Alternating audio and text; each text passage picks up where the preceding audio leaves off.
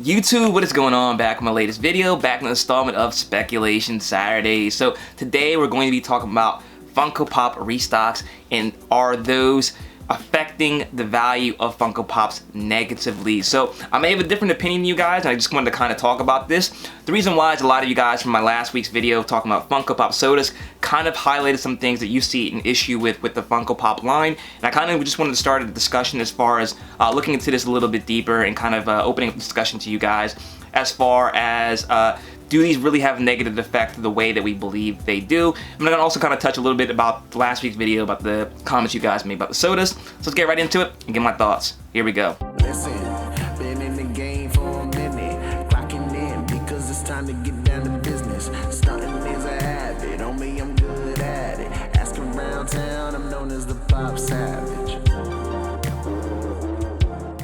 Alright guys, before we get into this video, please smash that like button down below. Let me know you guys are enjoying these videos, and as always, if you're new to this channel, welcome. Hit the subscribe button down below as well so you're updated on my most recent content, and hit that bell notification so you're alerted as soon as I post a new video. So if it's your first time tuning this segment, what I like to try to do every Saturday is like to talk about the financial side of Funko Pops, whether it be different topics I find interesting or Pops I think are going to go up in value. And today we're actually going to be talking about both. I'm going to talk about Funko Pop restocks and how that kind of may affect Funko Pop's long-term outlook in value, and if you stick to the end, I actually will give you guys one Funko Pop that I think is going to go up in value as well. So like I said, this topic kind of came to mind and something I want to talk about from last week's video when I talked about Funko Pop sodas. I read all your comments. I didn't want to go back and forth and argue with people because, it's my opinion. You have something different that you believe, by all means do so. And I kind of wanted to talk about or highlight several things that people kept repeating though. A lot of what people were saying is that sodas were easier to get, easier to obtain in their collection, and that kind of just contradicted with what a lot of people have complained about. Also in those comments was with Funko Pops, there's a lot of restocks. So ease of access and restocking seems like they would go hand in hand with each other. So the issue I think people have with Funko Pops, and the reason why they don't believe they're a better investment than sodas, is because of all the restocks and the mass production of Funko Pops. So I kind of want to talk about that today and open up the discussion to you guys. I don't have the answers, but I do have an opinion, and I want to kind of outline that for you guys today. So first thing I think I need to do is clarify what I mean as an investment. Funko Pops are obviously an alternative investment. A lot of people made the comments as well, they shouldn't invest in either sodas or Funko Pops. I definitely invest in other things a lot more heavily than I do in any way invest in Funko Pops. At the core of everything, I am a collector. These Pops, there's a lot of them that I don't think have any value, but I get them because I like them. But this segment is always fun. It's the reason why I started this segment. It's to kind of think about things that we do like to collect and see if there's a way that we can make long-term investments with the things that we love. And as far as an investment's concerned, it's something I consider to be at least 3 to 5 years down the line. So I think a lot of times people are looking at investment in a short-term vacuum where the prices change, month to month or maybe over a year, and that is not something I necessarily would consider an investment. Investment to me, when I'm talking about buying something for speculation purposes, when I'm talking to you guys, is a long-term outlook. So with that being said, that kind of leads me to talk about Funko Pop restocks. I think and I agree with a lot of the community when they say that Funko Pop restocks hurt the value of Funko Pops in the short term. I think there is a lot of restocks that Funko has been doing recently, mainly through retailers, Hot Topic, GameStop, Box Lunch, so on and so forth, where they are restocking them almost weekly or monthly to the point that they're becoming more widely available to the consumer. And that's why I've always tried to focus on this segment about Pops I think are immune to that. Restock, obviously restocks have been going on. It's not a new thing. It's definitely something that's been going on for a long time. And that's why when I consider the Pops I suggest for this segment, I take the restocks into consideration, because I do agree with you guys that it does hurt the value in the short term. But the one thing I want to talk about and one thing I want to bring to your attention and my thoughts sometimes is sometimes those restocks are actually the good buying opportunity. The reason being is I still think some of those Pops have long-term value beyond retail. So take for example this Pop right here, the glow-in-the-dark Todoroki, the limited edition comic convention one. There's a Sasuke one that also came out, the Curse Mark one. This Pop I think restocked more than anything.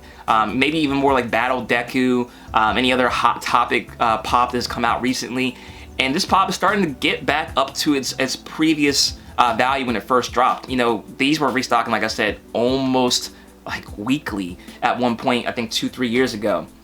And you could get this pop for like 15 bucks. It started off maybe 50, 60 bucks, then it tanked down to about retail 15 bucks. This pop's starting to get back up there to about 40 bucks. And that's because the restocks on this one stopped. I think that, you know, during those restocks, there was opportunities to buy those items. Obviously, if you have a pop like this in your collection where you bought it for $60, and that definitely hurts as far as if you're looking at the value side of it, it definitely hurts the value, and you're always skeptical that it's going to get back to the way it was. But there's a lot of examples. I can name some if you like, you know, like Grunkle Stan. I remember Grunkle Stan was a pop I knew restocked a bunch of times. It restocked overseas because I saw it and restocked a lot of times down to the point it was, you know, going for about 15, 20 bucks. That pop's now $130. There's numerous other examples of pops that have restocked numerous times and now have gone back up in value. So I do agree that short term these values are negatively affected by restocks, and that kind of you know, hurts the psyche of the collector when they have something in their collection that is expensive and then gets killed in value by restocks. And definitely something I've mentioned on these videos before was, you know, pops that were timed to sell. I talked about the Giant Lady, or the Mount Lady from My Hero Academia. I knew that pop had gotten too high in price and that Hot Topic was eventually going to restock it because it was not vaulted yet. So I definitely think that you have to, when you're doing, if you're looking in the short term, you have to be more aware of what's out there as far as if they're doing restocks or not, if it's time to kind of pull the trigger and get it out of your collection. But from a long-term perspective, I think it all comes down to the actual pop in question. So take, for example, something like the Battle Deku. That's a pop that I think has been restocked countless times, you know, 20, 30 times at this point. I still think that one is a good buy. The reason why is because every time it restocks, it sells out almost instantly. It's still not really going for retail. It's going for, like, you know, probably 20 bucks as opposed to the $15, $13 retail price. I still think that means there's not enough supply to meet demand. You know, always take in consideration there's also people who are buying them in restocks, maybe hoarding them, you know, mystery box companies, you know, flippers, whatever it may be. So not all the supply is actually in the hands of the collectors yet. So I do think that restocks do kill things in the short term. I kind of want to bring that up to you guys to open up the discussion, kind of get you guys thinking about that, because I think we always focus on the short term and not the long term. I could still see that Battle Deku being a $40, $50 pop, you know, as long as the supply never outweighs the demand. And that kind of brings me back to the sodas and why I said what I said about Funko Pop sodas. I believe that even with the amount of sodas that they are producing for certain ones, I will concede and agree with you guys that maybe there are some sodas out there that will never have enough supply to meet the demand. I believe personally that demand will change, but I think that there's enough supply out there for certain sodas and certain pops that will never make it so that demand outweighs the supply. I think in this collectible hobby sometimes we focus too much on supply out there and not necessarily the demand. So take, for example, something like the Charizard base set Pokemon card. That card is not rare in any way, shape, or form. It's one of the most graded cards of all time by PSA. There's so many copies of the original base set Charizard. There's also copies of the legendary Charizard, the Evolution Charizard, the Celebrations Charizard, and the base set 2 Charizard, which are all just reprints of that base set Charizard. So it's not really a hard card to come by, but the demand for it is extraordinarily high, that it still has not enough supply to satisfy the demand of consumers. And I think that's something we need to start thinking about more when it comes to Funko Pops, is the demand side of it. If you guys think that the demand for the sodas will outpace Funko Pops, you know, years to come, then you should probably think about what Funko Pop sodas you should start speculating on. I disagree, but if that's the thought you have, you know, them being as limited as you guys say they are, the demand, if it goes in the direction you think, they may be extremely valuable. So I believe, and this is why my philosophy in this channel is that Funko Pops will be the dominant product, is because I believe the demand is always going to outweigh the supply for the things I suggest on this segment. So I just wanted to bring that up to you guys. There's another thing that's going on, and something else I wanted to bring up, going with the restocks, is Funko is starting to unvault things. And that is definitely something I don't agree with at all. It's definitely something that Funko needs to provide more clarification and transparency, because a lot of collectors are buying Funko Pops that are showing up on their own app as vaulted, and they're now showing up as available. So take, for example, something like this Princess Tiana right here. This pop was just available on the Funko shop right before I recorded this video for retail for 12 bucks. And you know, it's been vaulted before, and now it shows on the app as available. Now, I think that's definitely something, you know, Funko needs to do a better job of transparency of what vaulted actually means.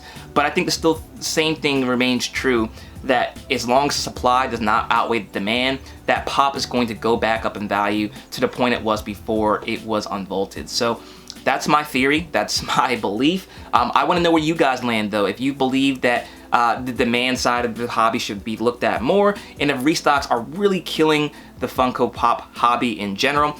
I don't believe it will, because I think if you look things and zoom out, I think a lot of the pops that have restocked multiple times have gotten their value back. So just want to get your thoughts on that. And also I do want to suggest a Funko Pop for the day, so let's get right into that. Alright guys, so I do have a pop I want to suggest for you guys today. I don't have it in my collection, but I will be buying it later on today. I have a link in the description box below so you can purchase this pop on Whatnot. It's pretty affordable right now. I think it's going for about 15 bucks, which is a really good price, and it kind of goes with another pop I've suggested recently, but it is Black Bolt. So this character is part of the same team I talked about before, the Illuminati. And the Illuminati appears that they're going to be in the new Doctor Strange movie. I told you guys before to pick up that Namor the Submariner pop. So since doing that video, the Illuminati has been confirmed to appear in the MCU, and Black Bolt is one of the members. So I definitely think now's a good time to pick up that pop. As of now, it's showing as vaulted.